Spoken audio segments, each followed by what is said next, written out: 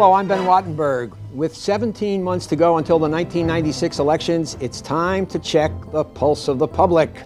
To get a sense of what voters are thinking, I recently took part in focus group sessions composed of 19 men and women in Dayton, Ohio. The day when we took prayer out of the schools, guns came in. You've got to have two incomes in order to meet a standard of living that 2 or 3 people can live on. The government doesn't really represent the people. They represent themselves. The moral decay, I mean, it scares me. The welfare system, one thing it does encourage is having more children because you get more money. Joining us to interpret these interviews are Everett Ladd, Executive Director of the Roper Center for Public Opinion Research, Karlyn Bowman of the American Enterprise Institute, Andrew Kohut, Director of the Times Mirror Center for the People and the Press, and Norman Ornstein of the American Enterprise Institute. Taking the pulse of the nation, this week on Think Tank.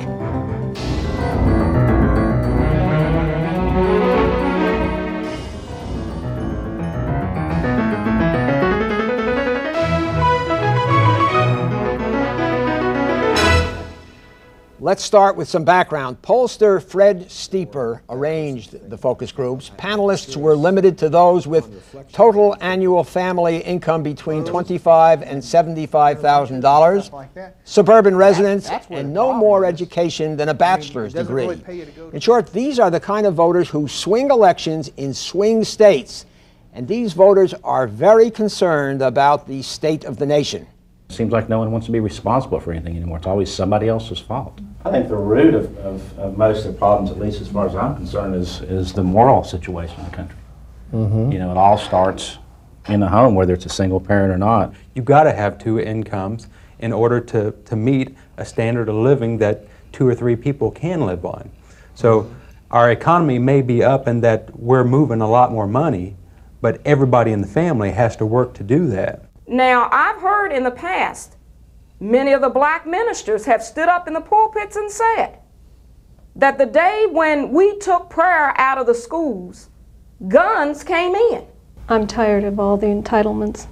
I'm tired of people taking handouts all the time and not contributing to society. Everett Ladd of the Roper Center, how good a technique and how useful is this focus group idea? They're great as a starting point, Ben, to get people to have a chance to express in their own terms what's on their mind. They're treacherous, though, in some ways, you know. They're very susceptible to leadership. Well, we'll cancel this program then. Anybody else? Norman, what do you think of them? Well, I think Everett's exactly right. What a focus group can do is give you some texture. You don't want to do focus groups without also looking at the public opinion broadly behind them, see how representative they are, and of course, the questions can be shaped in a way that do frame what you get. What we're getting here, though, I think, is some expressions that we're going to find wide support for around the country. Andy Kohut. And what they show is the flavor of public opinion rather than the extent of public opinion. And it's often very important to understand the flavor of opinion, not only the statistics, and that's what focus groups are good for. I agree with that. I think that they add some flesh to the bones of public opinion.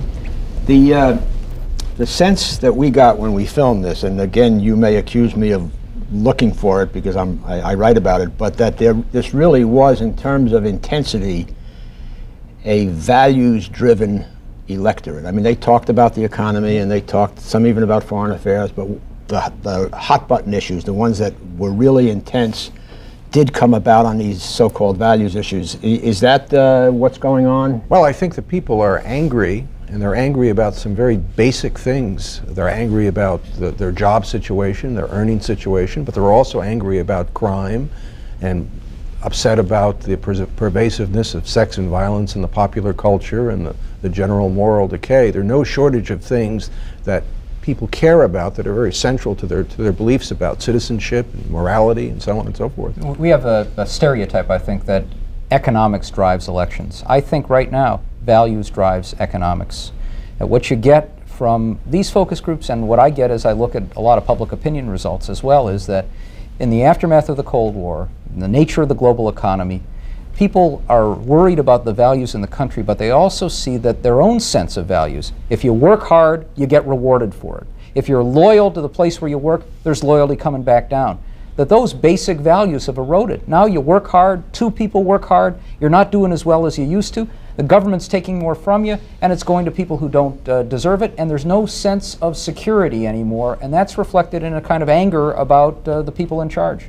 A lot of people, I think, have wondered why President Clinton isn't getting much credit for an economy that's in the 4th year of a recovery, and I think it is because a lot of the underlying concerns are about moral fiber. Do we have what it takes to compete? Do we have what it takes to solve the problems of cities, of racial problems? Do we have what it takes to deal with family problems? And I think people are asking a lot of questions about those, and that's what you see in your focus groups.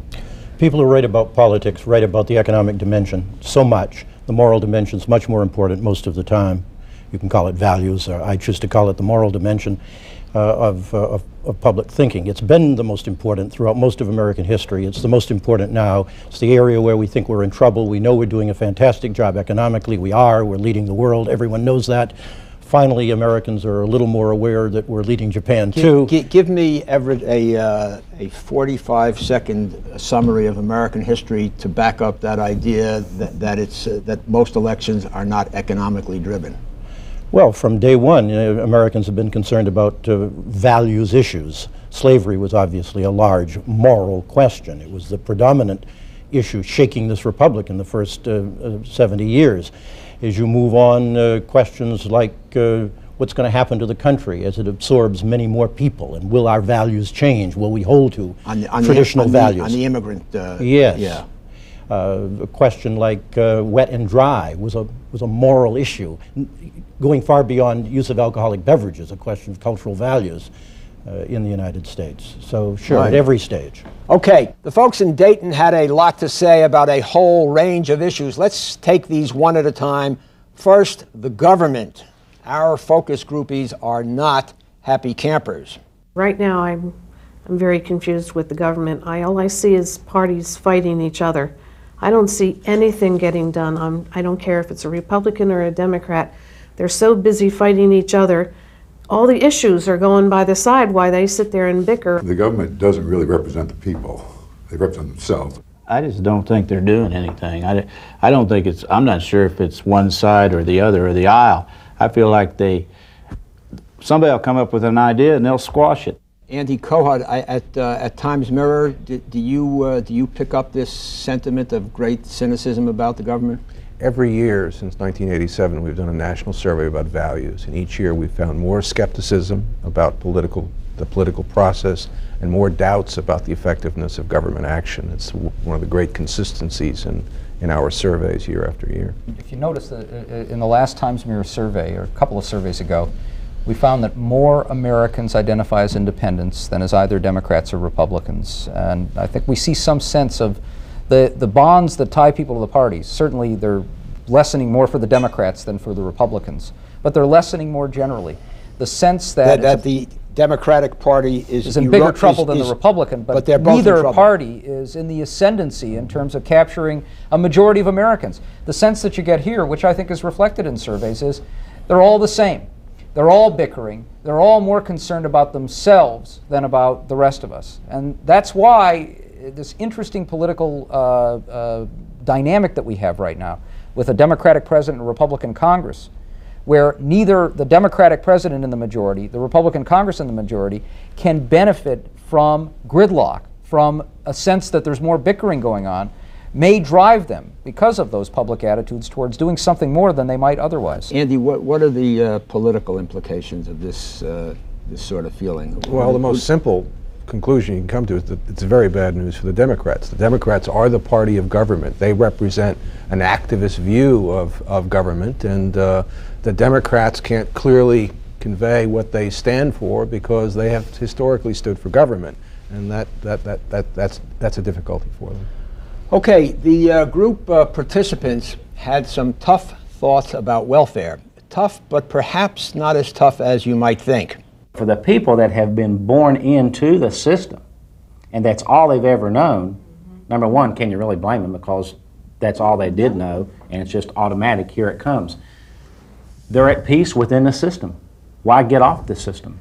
Suppose they had a welfare system where they said if a teenage young woman, girl, whatever you want to call her, has a child out of wedlock, they would cut off her cash welfare benefits, but they would continue with Medicaid and food stamps and prenatal, all the other stuff. Does that make sense? Yes, because they encourage you, the welfare system, one thing it does encourage is having more children because you get more money. I was not working and thrown into the welfare system. I saw people who wanted something for nothing. They don't want to work. I don't feel it's a black and white issue. I think I think there's generations and generations that's been on it, and the families are so used to it. So when their kids get grown, they have the same reason to go out and have babies out of wedlock, and it gets the domino effect. That's true for whites also, generation after generation. Oh yes, For sure. They're on it because they're frustrated. Even if they got a job, they're no better off. Then when you get a minimum wage job, then most of them don't have any health care at all. We had an interesting response in this section and in a section we did about crime, where I asked both the panels we worked with whether this was principally a black issue or was it an issue of the whole population. Was this a taboo that people didn't want to say it, or is this for real that this is seen as a broad American problem, not race-specific? Karlyn, first. Concerns about the welfare system are universal: black, white, rich, poor, young, and old. They think Americans think the system's broke. That's what you heard in your focus group. And they also think it encourages a culture of dependency, which has caused enormous problems for the society. And I think that's certainly what we heard with one of the speakers there. At the same time, they're very sympathetic to those people who've been born into a system that just doesn't work and it just doesn't get people off welfare. Everett, is there some phrase for it, a taboo response or something like that, where people won't talk about what they think? Well, there certainly are cases of that kind, but I don't think that's the case here. There's a widespread sense across racial lines that the system is broken in important regards. And indeed, I thought the Wall Street Journal NBC survey of a couple of months ago, where they had a special sample of welfare recipients, the extent to which recipients accepted a devastating critique of the system. It was a striking survey. You know, they asked people, do you think that most of those on public assistance want something for nothing, in effect? 80% of Americans said yes. When you ask those who'd ever had public assistance, which is about 20% of the overall population, a majority of them said that they thought a majority of those on public assistance wanted something for nothing. So you really do have a striking change here. But people want, as I think these responses suggest, a combination of a hard-headed approach with some kind of a soft-hearted look at those, especially children, who have real problems. And if the public debate ends up taking a really harsh tone to it in the Congress and with the White House, I think you'll see some sense of public backing away from it, saying, wait a minute, let's be tough, but don't go too far. I agree with all of those things. I think blacks and whites agree that welfare needs to be fixed, but I think among lower middle income whites, particularly among some independent sectors, white independents, there's a lot of resentment toward blacks on the welfare issue. This is not an attitude held equally by blacks and whites. So that there is, in some of it, a race-specific notion. Yes, it's really not easy to elicit, and it's not often apparent in a small group of people like that. But if you do enough extensive polling and push deeply enough, you'll find among lower middle income white people resentment. Recently, there's been a lot of discussion about affirmative action. Here's what the focus groups had to say about that. Affirmative actions almost come back and bit everybody in the rear end. There's a lot of times there's reverse discrimination because of the affirmative action law. What's your understanding of what they're about? And do you think they're working okay? I mean, like setting quotas for hiring? Is that what they mean? That's what it means where I work. I think it can cause problems in the workforce where, and at the people that it's aimed towards, they become the objects of that everyone hates. You know, whether it's a woman, a black, or whatever Hispanic, whatever minority you're talking about, they're the ones that suffer. The affirmative action programs are necessary? Their intent is completely necessary.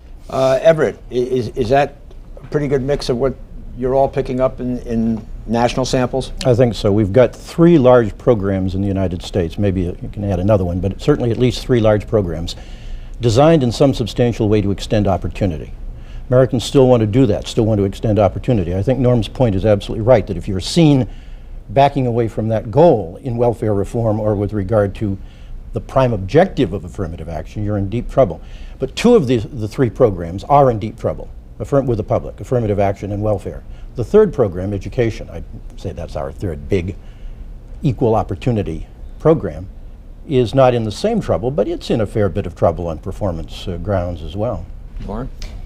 It seems clear that what you see in these interviews, and what I think you see more broadly, is that people see good intentions run amok here in programs, that they've gone beyond the good intentions to imposing solutions that are not fair-minded solutions.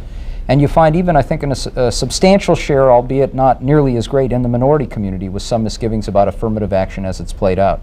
What's going to be interesting to see is if we get pressure to basically move well beyond that goal, beyond the goal of reforming these programs to make them work the way they were intended, to scrapping them altogether, how that will play in the public, and also how it will play, frankly, in the business community that's already integrated affirmative action very substantially into its way of operation. The debate's moving in that direction, and we may get at least a little bit of a backlash there, but it's going to be a very interesting phenomenon. Yeah, I think we've begun to see some of that in reactions to the 104th Congress. Whether it's affirmative action or it's welfare reform, people want reform, they want changes. They don't want the social safety net completely withdrawn. They want a more balanced approach, a more commonsensical approach, a more level approach, but they certainly want to continue to try to see the playing field leveled and to provide a social safety net for people. Karlyn, what about the partisan aspects of this thing? It is said that the whole new public fight about affirmative action is going to be devastating for the Democrats, that the anti-affirmative action people will win this big referendum in California, et cetera, et cetera. Do you see it playing out that way in terms of Democrat-Republican? I think President Clinton has a problem. I mean, he's talked about having a task force that will recommend federal approaches to a new way of thinking about affirmative action, and he's trying to straddle a lot of constituencies within his own party, which I think is going to be very difficult for him. Right now, it seems to me it's a bit of a plus for the Republicans. I'm not sure it works out that way in the long run. The politics of it is really murky. Americans want to extend equality of opportunity. And if the Republicans are seen pushing too hard in a way that appears to be working against that goal, they're in trouble. The criticism of the program is that the programs aren't affirmative action and welfare, as they're operating now, are not, in fact, extending opportunity. It's going to be interesting, Ben. Of course, many of the affirmative action programs originated under Republican administrations and were pushed by Republicans. They have to be a little bit careful about going too far there. Bill Clinton has to be careful about not looking like he's in effect caving into a major constituency of his own party, which is the black caucus and the black political establishment. If he, I think, stands up and basically says affirmative action as a principle is right, but the way in which we have implemented it in many cases is wrong, and what we're going to do is reform it, and give some specifics, I think he'll be okay. And in that case, if there's some criticism from the black political community inside the Democratic Party, it will overall strengthen him. Won't people say that, hey, Mr. President, in your first 2 years in office, you extended the reach of equality of results, quotas, proportionalism, whatever. Now all of a sudden you're doing one more about face. I don't know if we can return to a debate that basically says we will move from the notion of basically mandating outcomes to opening up opportunities. I'm not sure we can do that. Americans have made up their mind on that question. They want affirmative action which extends opportunity and doesn't become quotas, but they think it has become quotas. Right. And finally, here's what the people in Dayton were saying about some of the presidential candidates for 1996. President Clinton's trying to do a good job. I think he's different. The politicians muddied up the water. They started, they had people coming out of the woodwork accusing Clinton of adultery and stuff like that, which to me, who cares? I mean, let's get on with the work of the United States government. I did not vote for him, and none of the issues that he stood for did I agree with, except for the welfare reform, and that's the only one that he has not done, which was a disappointment. What do you just open-ended? What do you think of Newt Gingrich?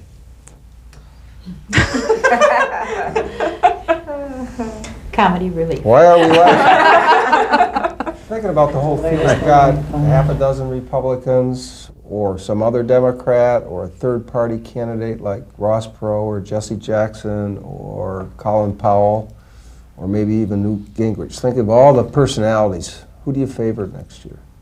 Who would you like to see elected president? Colin Powell. Colin Powell. Colin Powell. Normie, what do you think about Norman Ornstein, American Enterprise Institute? What do you think about Colin Powell? You wrote a piece about him recently. I wrote a piece suggesting a scenario. To me, what this suggests is something that I believe, which is that the opening, the opportunity for a third force is greater than it's been in a long time. More people would take a look at that. And I think we're going to see some candidates also take a very serious look. What you also see is there is not going to be a huge base of support for almost anybody out there. And what we know about Newt Gingrich in polls, I think, is demonstrated fairly well here, which is he's got an enormous amount of enthusiastic support among Republican activists. More generally, there is some skepticism about him that he would have to overcome, and it may take a while for him to overcome that. People are looking for an exceptional, charismatic leader. They want someone who will solve the country's problems, and the less they know about someone like Colin Powell in a political sense, the more appealing he is. And Newt Gingrich, who represents a very specific point of view, gets a harsh evaluation from the American public, and no political figure has ever been elected president who gets the kind of reactions that Newt Gingrich gets. Well, you know, we asked the Gingrich question specifically, and you heard it, people laughed. It was as if you had mentioned a cartoon character. I was astonished by that also. What is that, Karlyn, what is that laughter? They laugh because they didn't think it's very realistic. I mean, he has a job to do as the leader of the Republicans in Congress, and they may approve or disapprove of that, but they really don't think that it's something that leads to presidential timber. And I think that was what that was reaction about. I'm not sure it was specifically about Newt Gingrich. I think your excerpt missed the country's mood pretty substantially, though, in suggesting that Clinton is not in deep trouble. Right. I think he's in deep trouble. President Clinton, yes. And I think the polls on the whole do not reveal the extent of the trouble that he's in. I think his position is akin to Carter's at about this time in Carter's administration, and the polls didn't pick that up either, by the way, because people didn't hate Carter and they don't hate Clinton. And they admired many things about Carter, and while they're different things, they admire many things about Clinton. But they thought Carter was a failed president, and they think Clinton is a failed president. And he's exceptionally vulnerable. The interesting thing about Everett's comment is that opinion about Bill Clinton has been better this spring than it had been earlier in the year, in part because of Oklahoma, in part because he's standing up to the Republicans, and people are edgy about the Republicans. But we've seen no movement in the percentage of people who say they're satisfied with conditions in the country. It's still 25% in our survey. Everett is absolutely right. He's exceptionally vulnerable. But this set of focus groups suggests a couple of other things. One is the opening to a third or fourth or fifth candidate could very well work to his advantage. And the second thing is we have a public... It's his advantage in the sense that you have Clinton and anti-Clinton, and if you split the anti-Clinton... Yes. Then if you have a Ross Perot, and if you have a candidate of the extreme conservatives out there, and you may have a couple of others, not all of whom will... Jesse Jackson. Jesse Jackson as well. But if you have a couple candidates like that out there, Bill Clinton may very well be advantaged. Karlyn, you were going to say something. I was just going to comment, I think, about Clinton's weakness in response to Andy's point. In a presidential election, it's always compared to what? And of course, it's compared to a third-party candidate, but it's compared to a Republican field. And I don't think Americans have yet focused much on the Republican field, and we don't know how vulnerable that field is overall. I mean, some people say that Bob Dole, the most well-known of the Republican candidates, it looks like a grown-up compared to Bill Clinton, and that would be an enormous asset. We just don't know yet. It's too early. Americans haven't focused on those Republicans yet. I kind of get the feeling, you know, in those cartoon movies where the guy is running off the edge of a cliff, and then for a while he sort of stands there, and then there's a delay, and I think that's what you're talking about with President Clinton, but again, it depends on the opponent.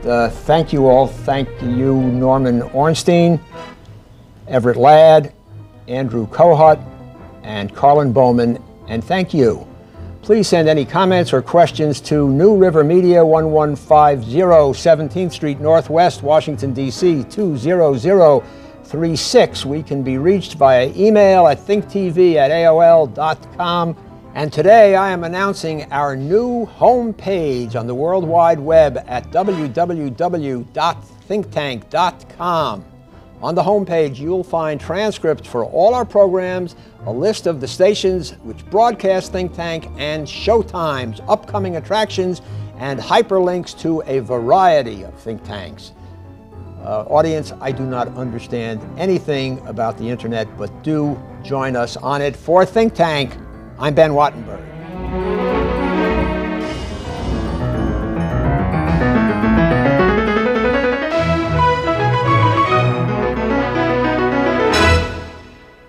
This has been a production of BJW Incorporated in association with New River Media, which are solely responsible for its content.